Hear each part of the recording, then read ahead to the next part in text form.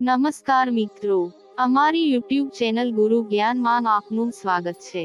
આજે આપણે જાણીશું કે શ્રી હરિ વિષ્ણુ ભગવાન અને માતા લક્ષ્મીની કૃપા પ્રાપ્ત કરવા માટે અષાઢી બીજના દિવસે તમારે કેવા ઉપાયો કરવા જોઈએ અને તુલસી માતાની પૂજા આરાધના કેવી રીતે કરવી જોઈએ, જેથી કરીને ધનની હાનિ જે થઈ રહી હોય તે દૂર થાય, નકારાત્મક ઉર્જા દૂર થાય, જીવનમાં સુખ સમૃદ્ધિ આવે, ધંધો બરાબર ચાલી રહ્યો ના હોય કે તમારા કોઈ કામ અટકી જતા હોય કે પછી તમારી કોઈ એવી ઈચ્છા હોય જે ઘણા સમયથી પૂરી ના થઈ રહી હોય, તો આ બધી જ સમસ્યાઓના એવા ઉપાયો આજે અમે તમને જણાવીશું કે તમારી બધી જ પરેશાનીઓ દૂર થઈ જશે અને તમે એક સુખી જીવન જીવી શકશો। મિત્રો, અષાઢી બીજ છે તેનું મહત્વ ખૂબ જ જણાવવામાં આવ્યું છે। એવું કહેવામાં આવે છે કે અષાઢી બીજના દિવસે જગન્નાથની યાત્રા પાછળની કથા ખૂબ જ રસપ્રદ છે। એવું માનવામાં આવે છે કે એકવાર દેવી સુભદ્રા પોતાના સાસરિયામાંથી દ્વારકા આવ્યા હતા। તેમણે પોતાના બંને ભાઈઓને નગર દર્શનની ઈચ્છા જણાવી। શ્રી કૃષ્ણ અને બલરામે તેમને એક રથ પર બેસાડ્યા અને તેઓ અલગ અલગ રથ પર સવાર થઈ ગયા। સુભદ્રાના રથને વચ્ચે રાખવામાં આવ્યો અને ત્રણેય ભાઈ બહેનો નગર યાત્રા પર નીકળી પડ્યા।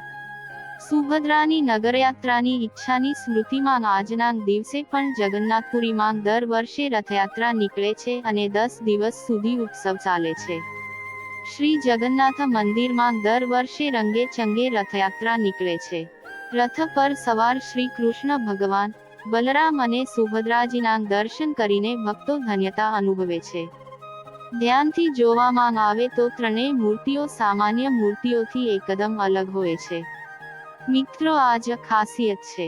આજનો દિવસ ખૂબ જ પવિત્ર દિવસ છે।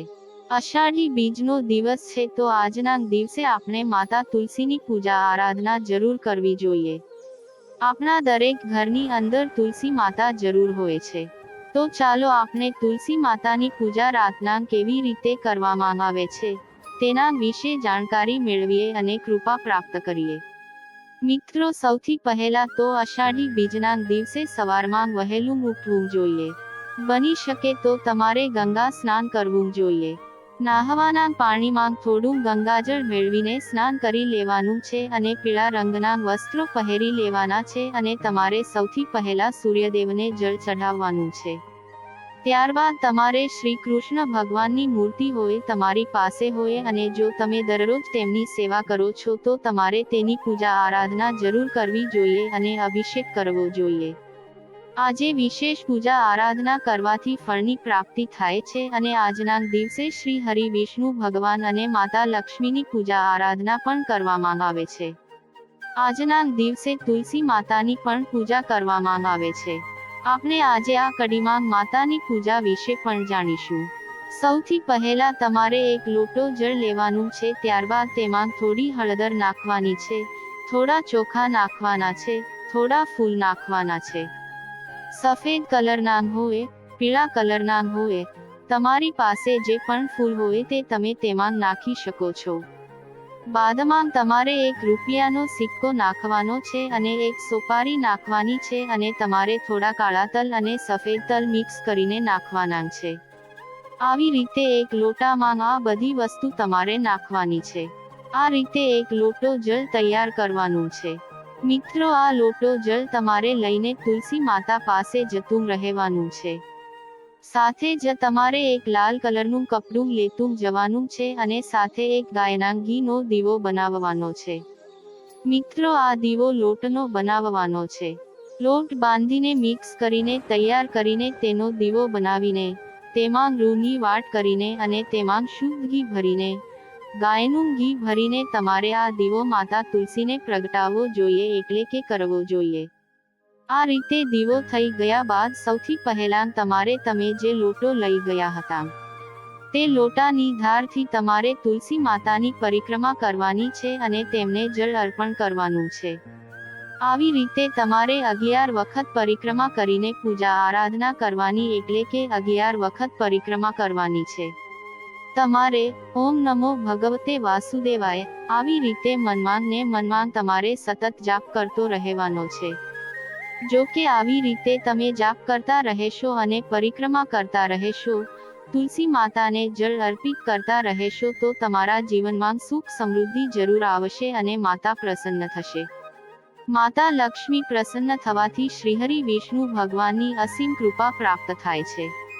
આવી રીતે જળ અર્પિત કર્યા બાદ તમારે ત્યાં જ બેસી જવાનું છે અને ઓમ નમો ભગવતે વાસુદેવાય આ મંત્રનો 108 વાર જાપ કરવાનો છે. મિત્રો, તમારા લોટાની અંદર જે વસ્તુ રહી જાય, થોડા ચોખા, તલ બધી વસ્તુ નાખી હતી ત્યાં રહી જાય છે, પાણીની સાથે આવતી નથી, તો તમારે તેને તુલસી માતાના થર્માન એટલે કે તમારે ત્યાં નાખી દેવાની છે. બધી જ વસ્તુઓ નાખી દેવાની છે અને તમારે તેમાંથી ₹1નો સિક્કો અને સોપારી લઈ લેવાના છે અને આ ₹1નો સિક્કો અને સોપારી તમે જે લાલ કલરનું કપડું સાથે લાવ્યા હતા તેમાં નાખીને પોટલી બનાવી લેવાની છે અને આ પોટલી ઉપર કાળા કલરનો દોરો તમારે બાંધી દેવાનો છે. આવી રીતે કર્યા પછી તમારે આ પોટલી જે છે તે તમારે તમારી તિજોરીમાં રાખી દેવાની છે. તિજોરીમાં રાખી દીધા પછી તમારે ક્યારેય પણ આ પોટલીને તેમાં જે ₹1નો સિક્કો છે તેને ખર્ચ કરવાનો નથી, તેને તેમાં જ રહેવા દેવાનો છે.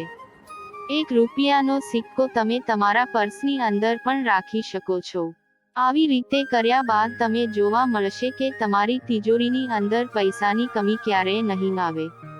ધનની ક્યારેય પણ મુશ્કેલીઓ તમને જોવા નહીં મળે. તમે કરોડપતિ પણ બની શકો છો. તો આ રીતે અષાઢી બીજના દિવસે દરેક વ્યક્તિએ આ ઉપાય જરૂર કરવો જોઈએ. પુણ્ય ફળની પ્રાપ્તિ થાય છે અને જીવનમાં સુખ સમૃદ્ધિ આવે છે. માતા તુલસીના આશીર્વાદ મળે છે. ભગવાન શ્રી વિષ્ણુના આશીર્વાદ પ્રાપ્ત કરી શકાય છે. તો મિત્રો, આ ઉપાય જરૂર કરજો. મિત્રો, આજના દિવસે એટલે કે અષાઢી બીજના દિવસે તમારે પુણ્ય ફળની પ્રાપ્તિ કરવા માટે, બધા જ ભગવાનની કૃપા પ્રાપ્ત કરવા માટે તમારે તમારા ઘરની આસપાસ મંદિર હોય ત્યાં ગરીબ લોકો હોય તેને ભોજન કરાવવું જોઈએ. તેને કોઈને કોઈ વસ્તુ તમારી યથાશક્તિ મુજબ જરૂર આપવી જોઈએ. આવી રીતે દાન પુણ્ય કરવાથી પણ પુણ્ય ફળની પ્રાપ્તિ થાય છે. આજના દિવસે સવારમાં વહેલા ઉઠીને ગંગા સ્નાન કરીને સૌથી પહેલા તમારે ગાયને રોટલી જરૂર ખવડાવવી જોઈએ. તો આ રીતે જો તમે અષાઢી બીજના દિવસે પૂજા કરો છો તો તમને જીવનમાં સુખ સમૃદ્ધિ જરૂર મળશે. વિડીયોને પૂરો જોવા બદલ આપનો આભાર. વિડીયો ગમ્યો હોય તો લાઈક અને કોમેન્ટ કરો અને હા, અમારી ચેનલ ગુરુ જ્ઞાનને સબસ્ક્રાઇબ કરવાનું ના ભૂલતા.